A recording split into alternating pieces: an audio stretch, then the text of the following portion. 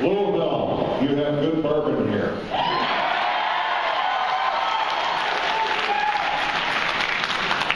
Speak from experience.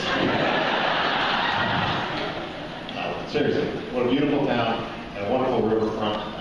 We've been just really enjoying your hospitality and love that you're sharing with us. And I like seeing all the hats too. Sprinkling of the Jane hats. You get up there and do that again. Stand there, you go. Now we can all get you to just bobble your heads and say dance, monkey spoon. At the Comic-Con, Joss explained that it's sort of this Camelot that sits there now, and it would be risky to go back and try and live up to what it was and is in our minds. So yeah, it could probably just sit there as this beautiful jewel.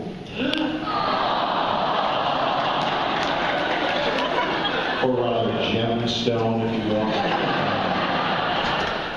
And we would all miss it, do miss it, but it'll still be there as this beautiful thing. Well, if Joss figures out a way to make it happen again, I think we'd all agree to do it, but at this point, we don't. He's busy. I mean, you know, yeah.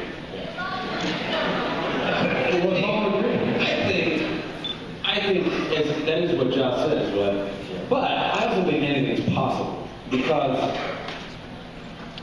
Joss went and did another TV show for Fox after Firefly was canceled. Who saw that coming?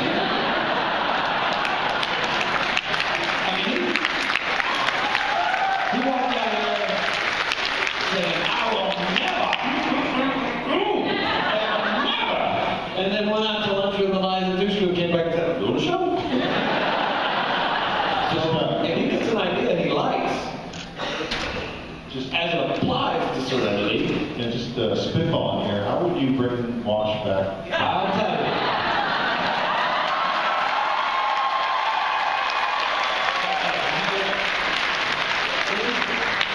Who was it? Somebody in Dubai. I was at a Dubai festival. It was really great. Comic-Con in Dubai. And yeah, somebody dropped out and was like, "Go get out of here." He's got no life. I'm sure the schedule's open. And but the idea is that Crazy River starts flying a spaceship, which she would, and that I could be a figment of her imagination.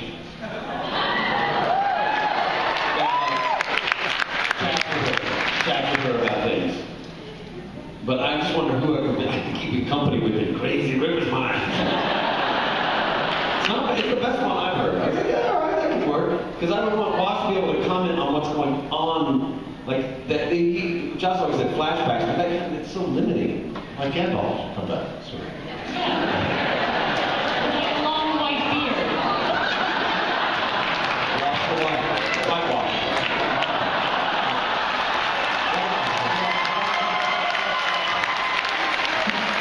Joss's face when he said rolling on the first take, roll one, scene one. I remember capturing that on the camera. The most funny I'm working was on that whole like chase sequence with the aliens as they were chasing us hanging on the thing. The saddest, which actually became the saddest was when it was canceled. I was there with my daughter, she was at home, and you know, go quick to the set, Joss is making an announcement. Oh no, you know, we knew what it was. But Gina's husband, Lawrence, he came by and he swooped us all up. You know, it was very sad, devastating. He swooped us all up and took us out to this really great, cool cigar place that he's a member of. I wasn't invited. No, everyone was invited. It's just people dispersed. Yeah. Yeah. We called whoever was there as he swooped us up and took us there. So that was. We were at a cooler cigar bar.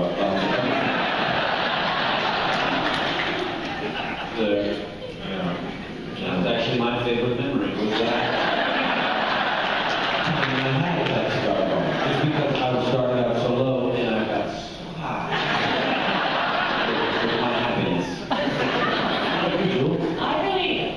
For me, the fondest memory was when we all came back to do Serenity, and it was that first day. and that first take when we rolled on the movie, and we were all back there. And I just never thought we'd ever get there again. So for me, that was a really nice, giddy kind of moment. And Nathan did that really weird, dorky dance he does. And he was happy.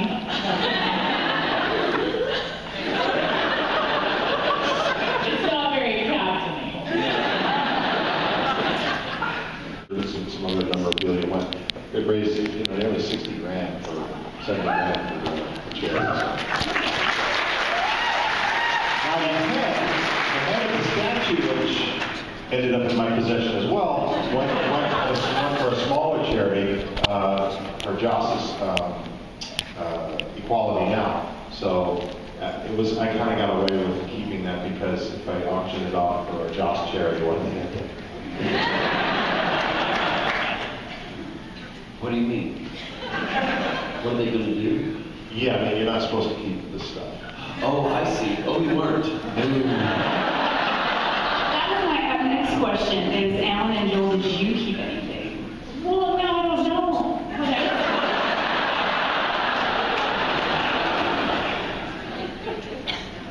The only thing I kept, I gave is John's, actually. Well, let's tell the truth. Okay, and say that Nathan took everything.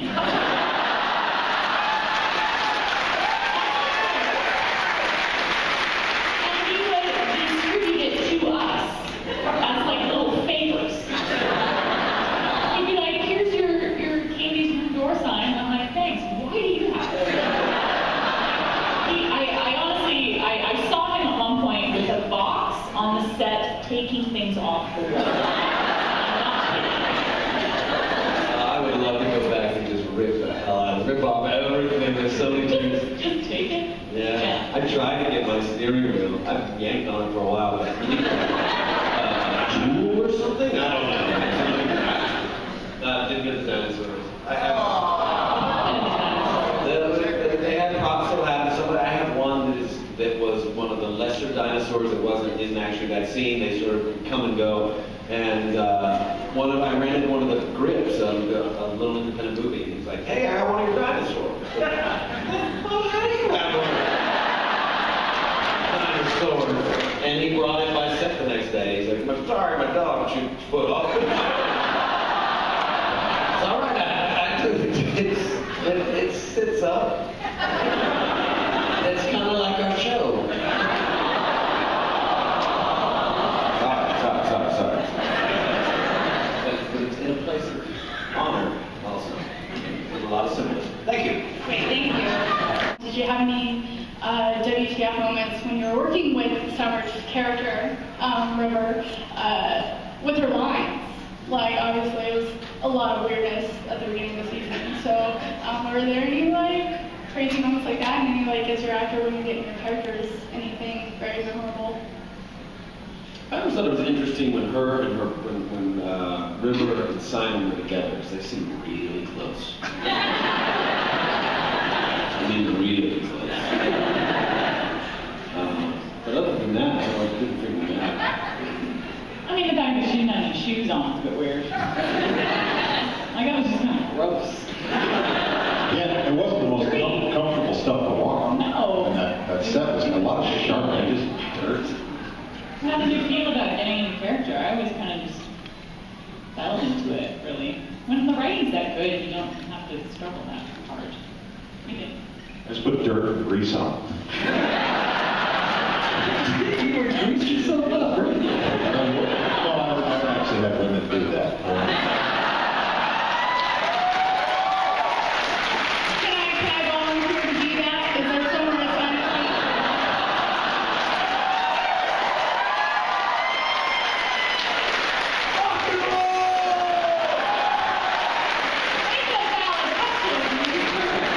I'd like to volunteer to provide the grease. Decide what kind of grease you get.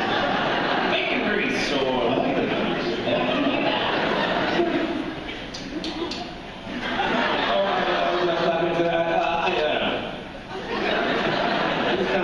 That character Walk is the closest to me of any character I've ever played. Nathan Fillion's calling.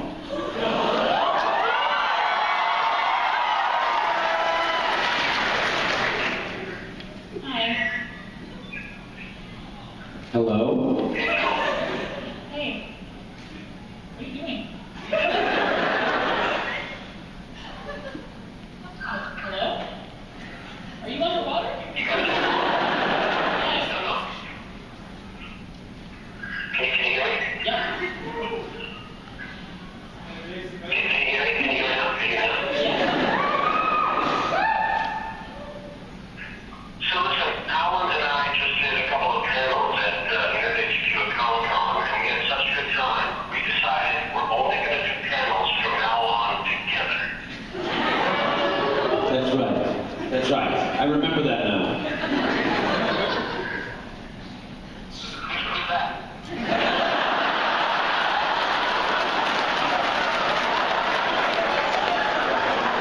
It's the voice of God.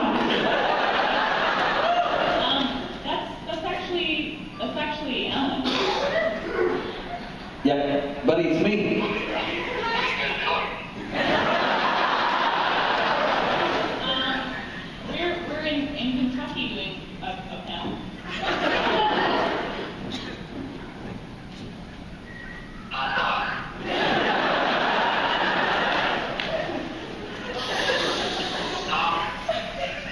Joe, can I call you right back?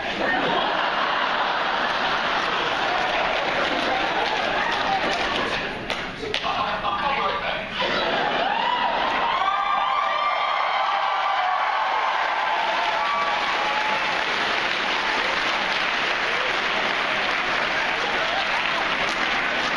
You won't call.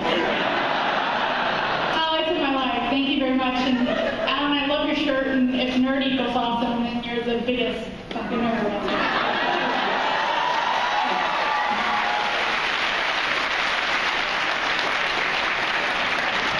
Yes. I have a request for you, Alan. Yeah. Flash, tell me I'm pretty.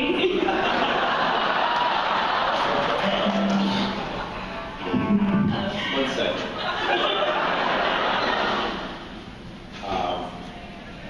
Hello?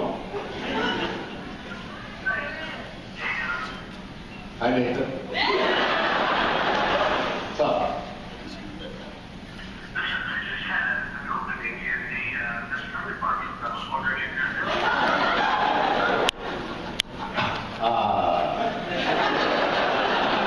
For you, yeah. I mean, we haven't been best friends for years, but I'd be happy to jump in again with you as best friend. Bestie. BFF, Nathan, great. Buddy! I'm gonna get that Adam Baldwin tattoo redone. Okay, can you remind me again where that tattoo is? It's right next to the other one on the bottom of my foot that says "Stick Fast," where people want to see you and kick you in the face.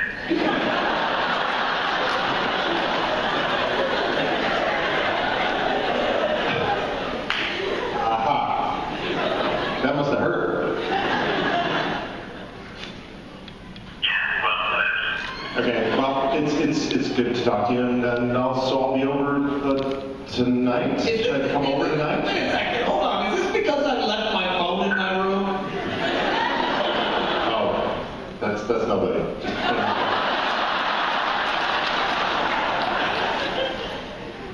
Adam, well, I gotta go. Bye.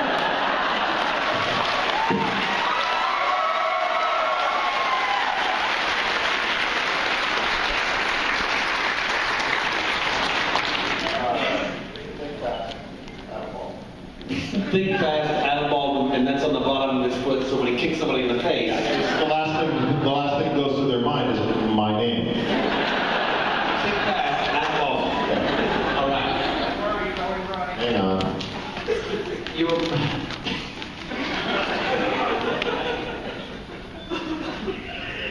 Hey, buddy, it's me again.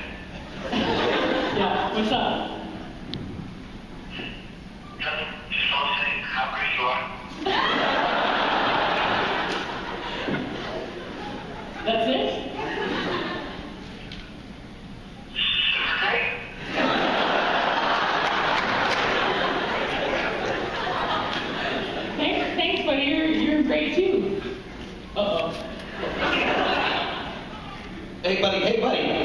Nathan? Yeah, he's gone. Okay. You're pretty. Ruining this channel. You're very pretty. What's my line though? What's my line? It's you're pretty. If I were I not wed, I would take you in In a manly man bag.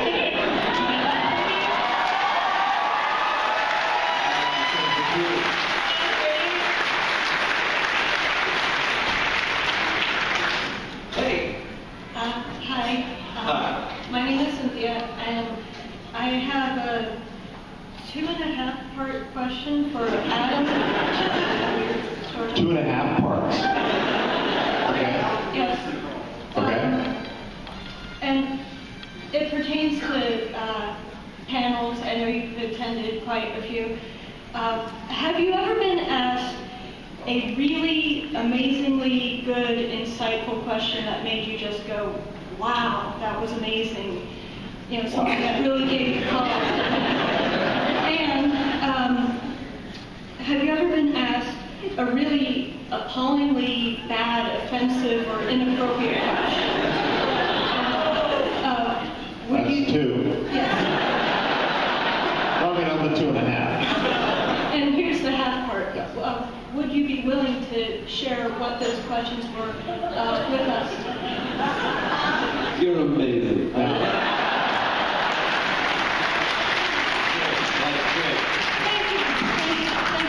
Couldn't come up with any questions, could you? I thought long and hard on these, and the other one was to ask you if you ever had your zodiac chart read. If you would be willing to. All together.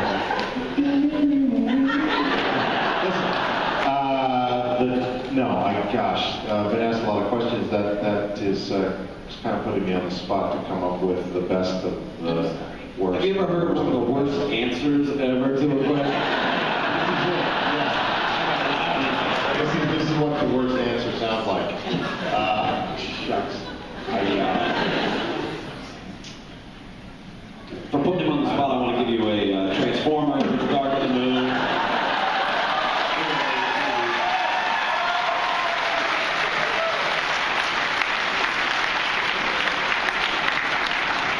He's very rarely rendered speechless. You didn't.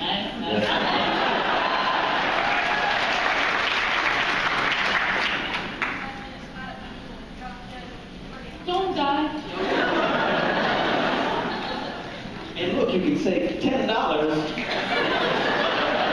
on the Blu-ray 3D combo. Now you go home and say, Helen Tunick gave me a coupon.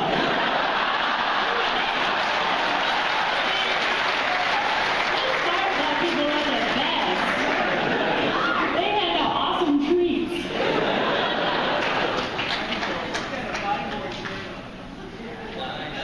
I saw it. Yeah. Okay, next questioner, please rescue us. You have candy corns on your head. He's having an episode. Stop. Now, can you do that for the audience? That's a half jazz hand, and that's our signal that we have 5 minutes. So we have time. Yeah, he's the bad guy. Actually.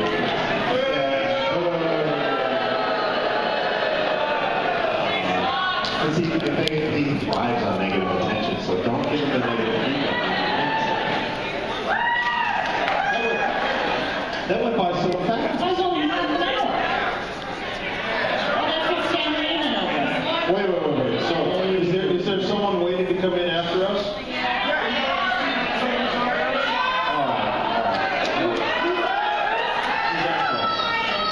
Oh, Tom Bear. John Barrett. Ooh. You know what? We will suffer the slings and arrows of outrageous fortune, is it? Who saw what to do about that? We weren't in that. For some odd reason. And you do Facebook, don't you? I do, yes. Yes, I do. Why don't you ask the question? Oh, You won't sorry. answer that. Finish. I was just gonna ask how it felt or feels to have such a large and rather outrageous cult following. Oh my God, I didn't know where we were going with that.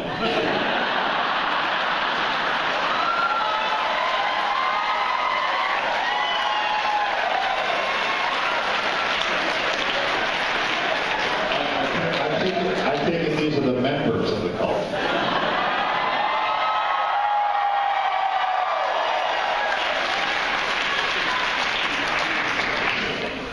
Yeah, it is. I think yeah, you wanted to say member. Got it. I have to say that 10 years, you know, 10 now we're going 11 years. 11 years after we finished this show, and that there's still new fans. I mean, so many people that I met today were. I used to ask, did you see Firefly on TV, or did you wait till you got the DVDs? And then it was, did you see the movie or the first or the TV show first, because you could watch it like that? And now it's like, how did you see this? Because people were like 40 years old when the thing was on television. How many years ago? And it's like, there's still new fans coming to the show. It's amazing. And the sentiment is always the same, and it's the same that you feel, I know when I feel when you watch it, is why the hell was his name cancer?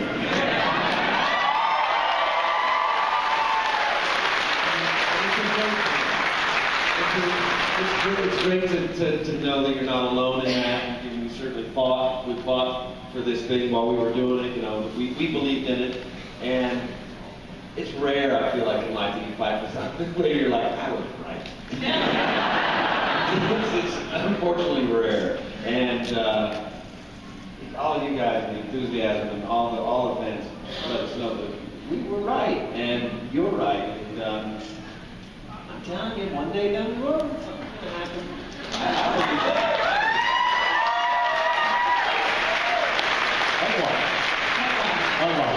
To me, it's just crazy that you guys all still come to these Q&As to hear like a lot of the same stories again, let's be really honest.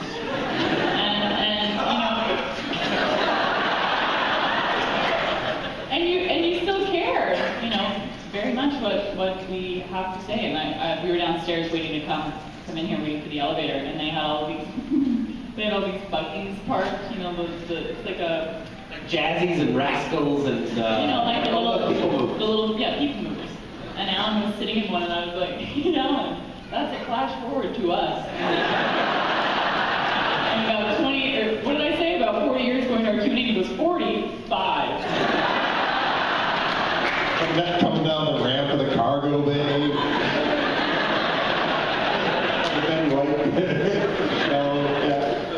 Yeah. Serenity 2, whitewash.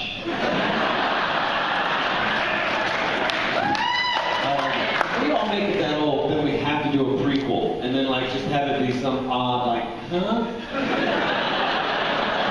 They're really trying to pull this off. This is prior to the TV show coming on. They're younger than those people.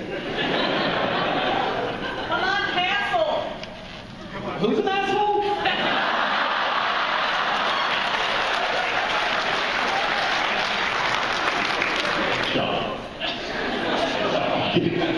So not. Sean is not. He is so not. Go on Castle. All of you!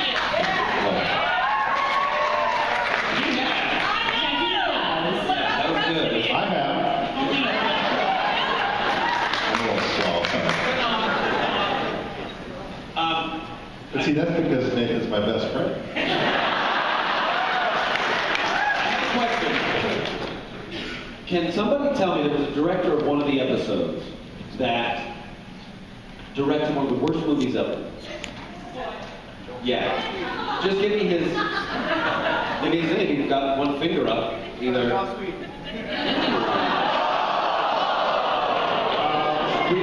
Security. Out you go. I don't realize that was the middle finger just happened. Cross back.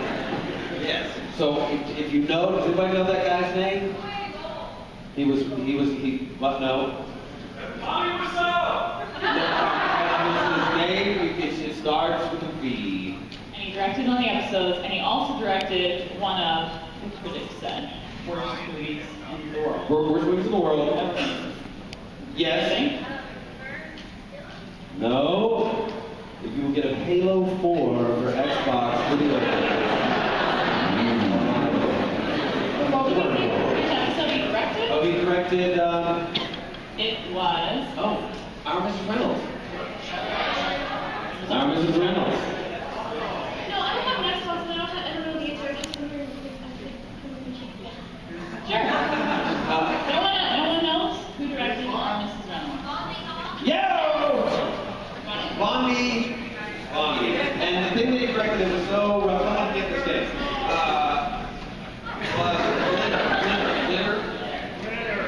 Glitter. The movie. Although I have to say, I saw Bondi off Broadway at the Public Theater in a production, and he was amazing as an actor. And that's to say a lot, because that guy annoyed the hell out of me. And he's awesome. He's so talented. He's got an amazing singing voice, and he just stole the show. Well, it's that old saying, those who can't direct, act.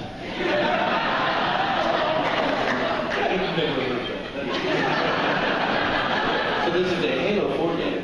And then, heads up, Alvin and the Chipmunks, oh my God!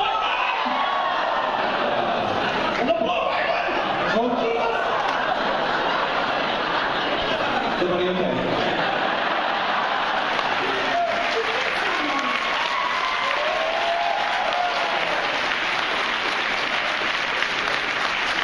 Well, I think we have to let the next people come in. There's one young lady who gets to ask one question, and then we're done.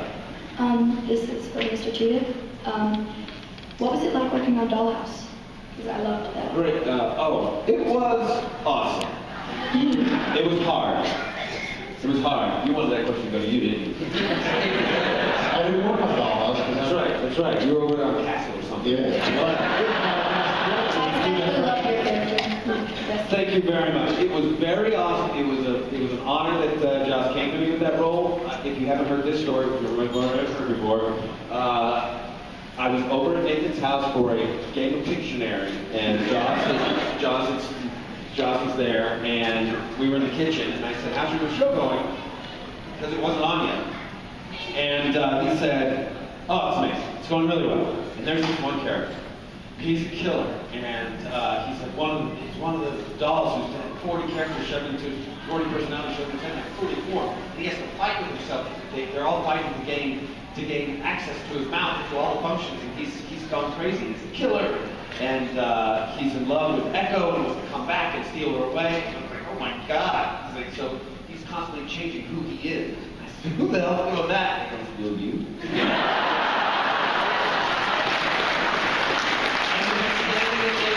Kitchen over on Kenture, wherever that was, and I couldn't believe it. And I was like, yeah, sure, let's do it, whatever. And started getting in shape because I wasn't in shape. I also really liked Suburgatory. Well, thank you very much.